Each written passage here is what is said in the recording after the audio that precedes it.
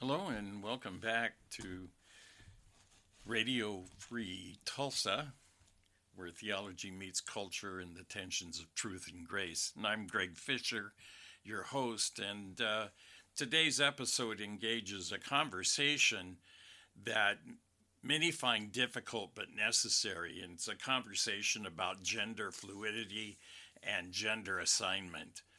And we want to approach this from a robust biblical worldview. So we'll be weaving in the insights from two very remarkable scholars and theologians, uh, Dr. Michael Heiser, the late Dr. Michael Heiser, known for his work on the supernatural worldview of Scripture, and Dr. Gregory Boyd, a proponent of a cruciform theology and the radical love of God. And finally, we'll add into the whole discussion Dr. Don Carson to balance out this trialogue. What does the Bible say about gender? Well, Genesis chapter 1, verse 27 usually anchors Christian discussions on gender. Male and female, he created them. And this seems pretty simple. At least it seems simple to me. But Dr. Heiser reminds us that Genesis is not a science textbook. It's something else. It's something completely different. It's a cosmic theological manifesto. Humans bear God's image not because of their physical form, but because of their role as His representatives. That's a functional ontology, a calling to steward the creation and also reflect divine authority. We are to be imagers of the living God. Gender, then, while created and good, is also part of a larger creational order. And Heiser is arguing that that should not be tampered with lightly. Now, this is where we go deeper into Heiser's worldview. And one of his central themes, especially in the unseen realm, is that rebellion in the Bible often involves crossing God-ordained boundaries. And we can remember that the Scripture tells us that witchcraft is like the sin of idolatry. The sons of God, go back to chapter 6 of Genesis, the sons of God come down and transgress the divine and human boundaries by taking on human forms and populating a hybrid kind of creation through the daughters of men.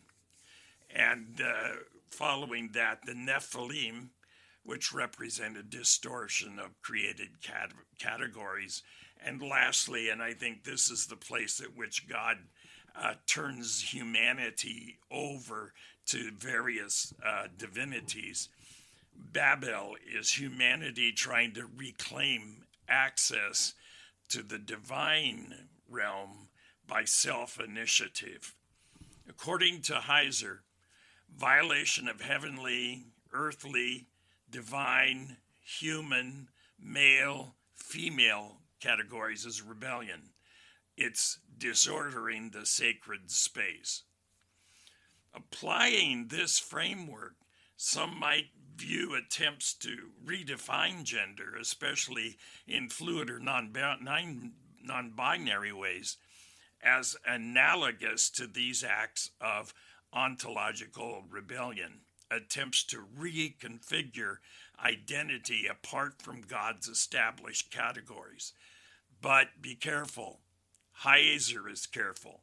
He does not equate all modern issues of gender fluidity and with a demonic rebellion. He insists that we interpret the Bible in its own ancient context, not to merely bolster culture and wars. One of the things about Dr. Heiser that I liked so much is his rigorous exegesis of the text, which looks at the historical and the linguistic. If you doubt the rigor of his approach, try using his study guide that is found in Logos, and then you will see, wow, this man was a deep thinker and a deep researcher. Entering now, Greg Boyd, who often offers a kind of a real powerful counterbalance, even though he sees some similarities along with Heiser about this cosmic warfare that is going on. He offers a counterbalance. His theological ethic then is driven by the cross. And here's what he says: the clearest revelation of God is Jesus Christ crucified, and that is the lens for all theology. Now, whether that's a good lens or not would be up to you to think through his ideas. But he's sensitive to the pain and complexity that many gender diverse individuals carry. And he doesn't deny that the Genesis binary exists. He just argues that the church's call is not to police bodies, but to love people as Christ did. In a 2016 post, Boyd wrote, "Even if we believe gender is a part of God's creation order, our first response should be empathy and not theological correction." From a pastor's heart, and I've been a pastor for many years, from a pastor's heart, I understand what Greg Boyd is saying. You have to take your people as you find them. And here's the other part of it that I don't hear him always saying clearly, and that is, while we're taking people where we find them, they need to be on a road towards a complete life transformation that will be in harmony with God's eternal design. Now, Greg Boyd thinks that the new covenant is not about law enforcement, but about spirit-led relationship, love, and healing. All of that's true. All of that's true. But we have to remember that we are called also to hold up the truth of the biblical covenant, the biblical patterns.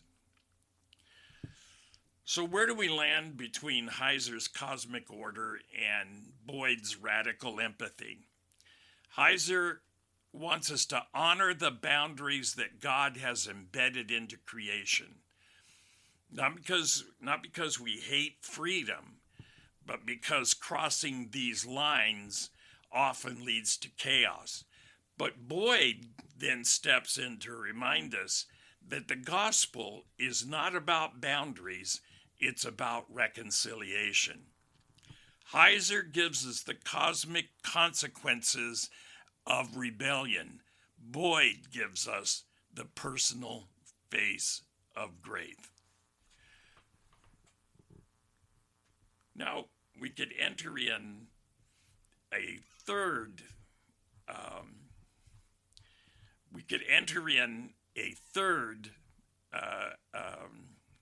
person into our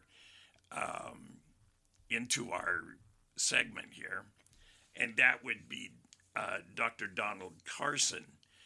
In his essays and his lectures on biblical anthropology, Carson makes very clear his standing. He says this: the image of God in humanity includes moral responsibility, relationality, and a creational binary, male and female, that is essential to the biblical vision of family and community.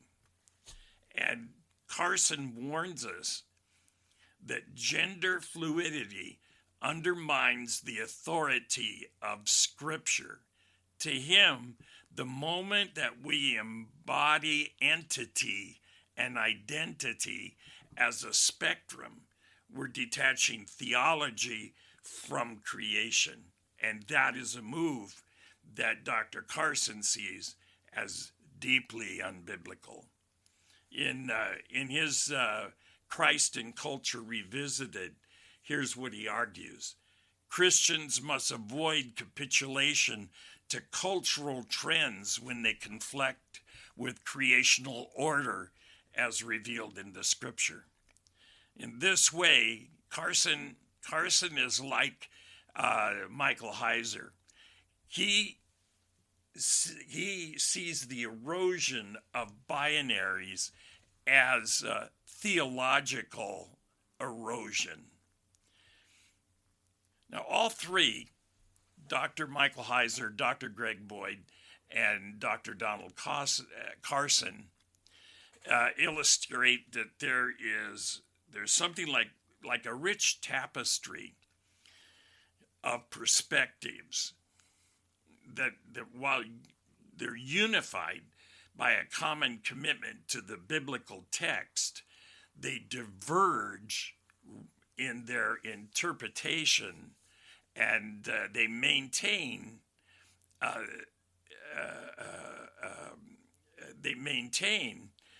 all three that the Bible provides clear guidelines that have historically informed us on the understanding of gender.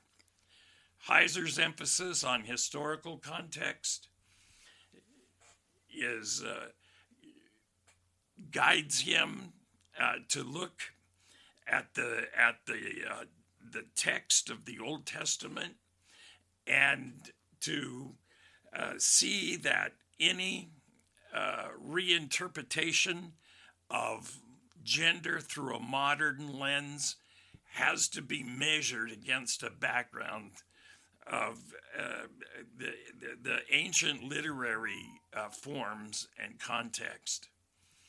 And Boyd, holding to biblical clarity, diverges and approaches the subject of recognition of modern complexities. He criticizes modern cultural influence that blur gender lines, but still he's committed to defending a clear biblical dichotomy in a way that is pastorally sensitive to the struggles that he sees in believers and in non-believers who are coming into Christianity. And then Dr. Carson, with his more stringent stand against modern interpretations that challenge the binary view. He would be the most conservative of all three of these thinkers. And he would though be one who has a strong biblical anchoring. All three agree that the biblical text, and in particular Genesis 1:27 and Deuteronomy 22:5, provide a foundational way, an immutable way, an unchanging view of gender as divinely ordered and binary. They have different approaches. They diverge at that point for different cultural reasons and ways. Dr. Greg Boyd is reading the cultural narrative, the current cultural narrative, while the other two, Dr. Heiser and Dr. Carson, want to call us back to the biblical worldview of gender. How's the church supposed to do? Well, we must treat gender as sacred. Gender was not our idea. Gender was God's idea from the very beginning. And so it's not subject, and I would agree, it is not subject to cultural whims. But Boyd reminds us to prioritize love over law, especially when we're approaching the wounded and the seeking. And from a pastoral standpoint, I hear his heart, and I like the way he wants to embrace the people hurting and stained, as it were, with sin and rebellion, and bringing them to the cross. From Carson, we need to understand that the church must stand against cultural tides that obscure God's design. Well, thank you for joining Radio Free Tulsa.